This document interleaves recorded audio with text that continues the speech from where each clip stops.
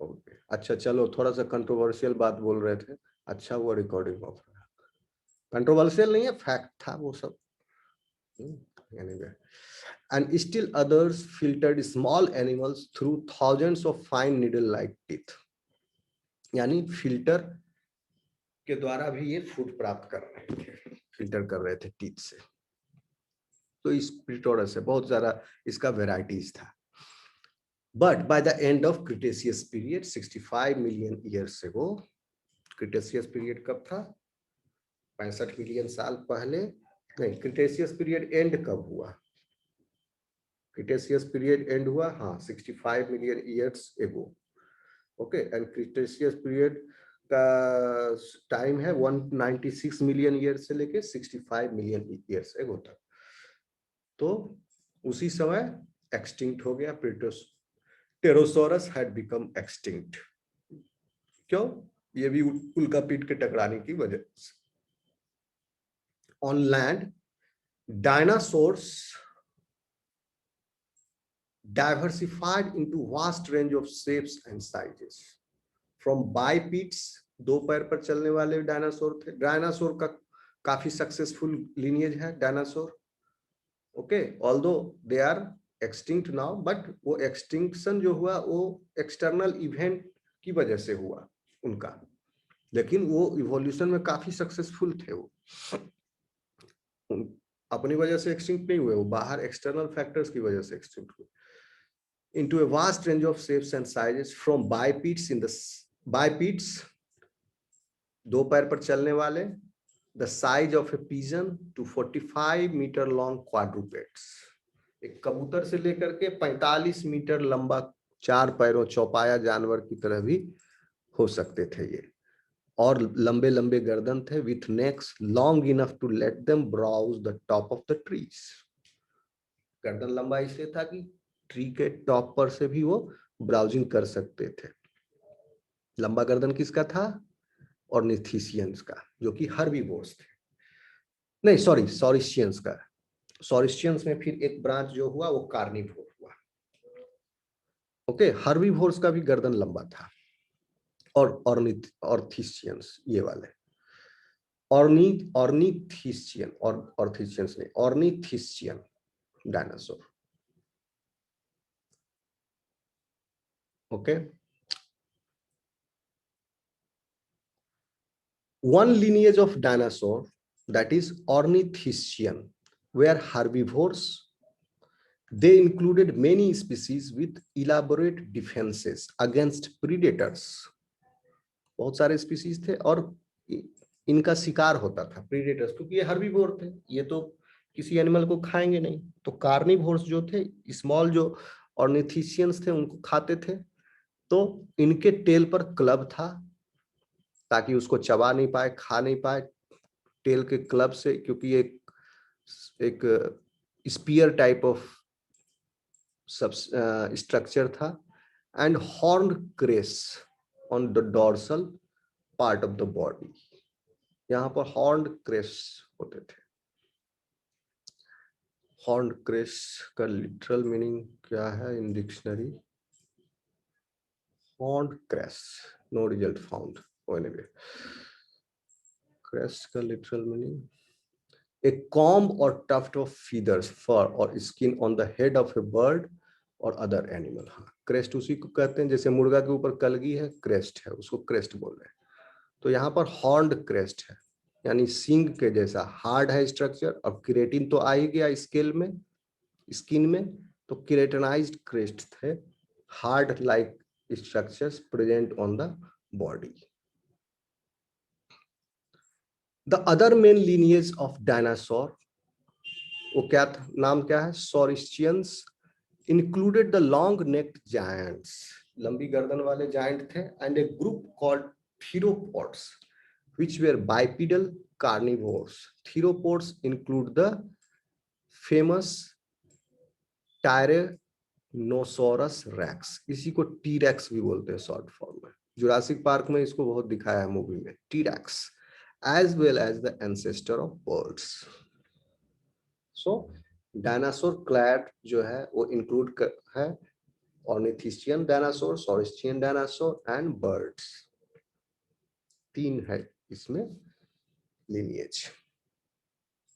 There is continuing debate about the metabolism of dinosaurs. Some researchers have pointed out that the Mesozoic climate over much of the dinosaurs range was relatively warm and unvarying.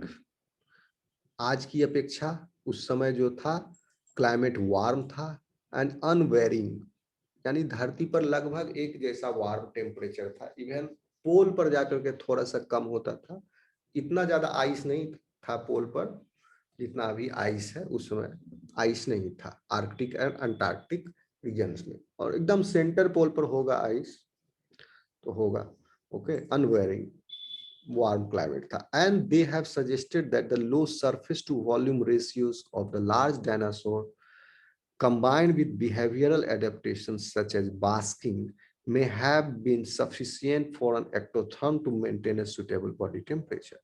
इसी वजह से इनका जो है dinosaurs जो है उनका body जो है लार्ज हुआ एडेप्टेशन के थ्रू, कि इनका सरफेस टू वॉल्यूम रेशियो जो है घटाया जाएगा, घटेगा।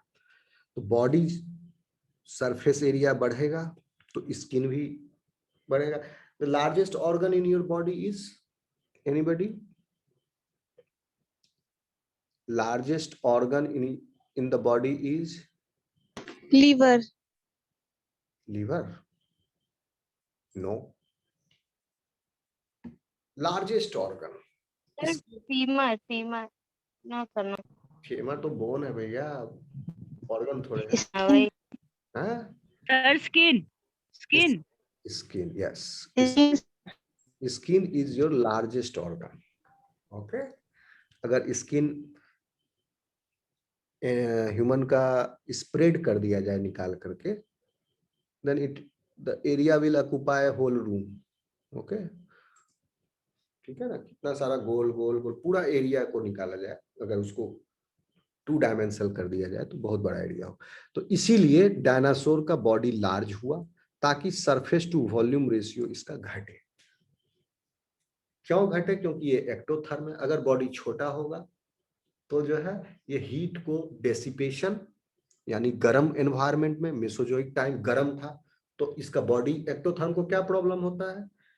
ज्यादा गर्म होगा तो इसको गर्मी अपने बॉडी से रिलीज भी करना है, डेसिपेट भी करना है। एंड अगर कूलर टेम्परेचर है तो इसको सराउंडिंग से टेम्परेचर और हीट गेन भी करना है।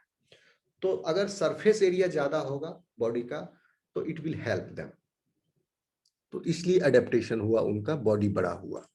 तो यह हाइपोथेसिस है, इसका कोई concrete evidence the scientist they do not have. ये एक हाइपोथेसिस है कि इस लार्ज सरफेस टू, मतलब low surface to volume ratio of large dinosaurs combined with behavioural adaptation, और इसके साथ साथ बिहेवियरल एडेप्टेशन जो है, जैसे basking in the sun. Okay, क्या होता है बास्किंग? गिरगिट को देखो, बास्किंग कर रहा है, पत्थर के ऊपर मुंह खोले हुए है और वेंट्रल साइड से पत्थर से गर्मी प्राप्त कर रहा है। बास्किंग मतलब सन बाथ, बास्किंग, सन बास्किंग को, बाथिंग को सन बास्किंग बोलते हैं। जो बीच में गोरे लोग बीच पर लेटे रहते हैं, तो वो बास्क कर रहे हैं।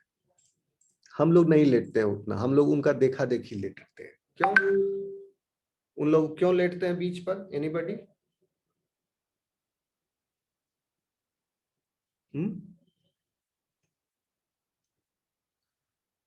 क्योंकि यूरोपियन क्लाइमेट जो था वहां पर सन जो है बहुत कम आता है, तो सन निकलना उन लोगों के लिए एक तरह से खुशी की बात होती है, फेस्टिवल की।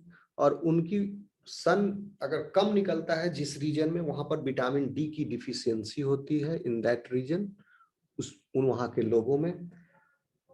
तो विटामिन डी के डिफिशियंसी को ओवरकम करने के लिए ये उनका बिहेवियरल एडेप्टेशन है एक तरह से। वो सदियों से उसी तरह करते आ रहे हैं। जब भी टाइम आता है तो विटामिन डी का जो प्रिकर्सर है, okay, in the presence of UV light जो है, that converts into vitamin D. तो दैट इज बिहेवियरल एडेप्टेशन एक तरह से। हम लोग को जरूरत नहीं पड़ती क्योंकि हम लोग को सन ज्यादा मिलता है, तो यूवी लाइट जो है हम लोग को प्रॉपर मिलता है, हम लोग को विटामिन डी डिफिशियंसी जो है कम होता है। ओके, सो कहां पर थे हम लोग? Some researchers have pointed out that Mesozoic climate over the diameter, हाँ यहाँ डिबेट है, एक्टोथर्म जो है मेंटेन कर रहा है suitable body temperature behavioural adaptation के द्वारा और large surface to volume ratio. However, some anatomical evidence supports the hypothesis that at least some dinosaurs were endotherms. कुछ डायनासोर एंडोथर्म थे। अब हो सकते ये वाला डायनासोर जो जिनसे बर्ड बना, बट अचानक से तो एंडोथर्म हो नहीं गया होगा। ओके, तो सॉरिशियंस कुछ होंगे जो कि धीरे धीरे एंडोथर्म हो रहे होंगे, endotherms. Furthermore, the paleontologists have found fossils of dinosaurs in both Antarctica and Arctic region. उस समय अंटार्कटिक और आर्कटिक रीजन फ्रोजन नहीं था, वहां भी डायनासोर रहते थे। And what they have found is the climate in these areas was milder when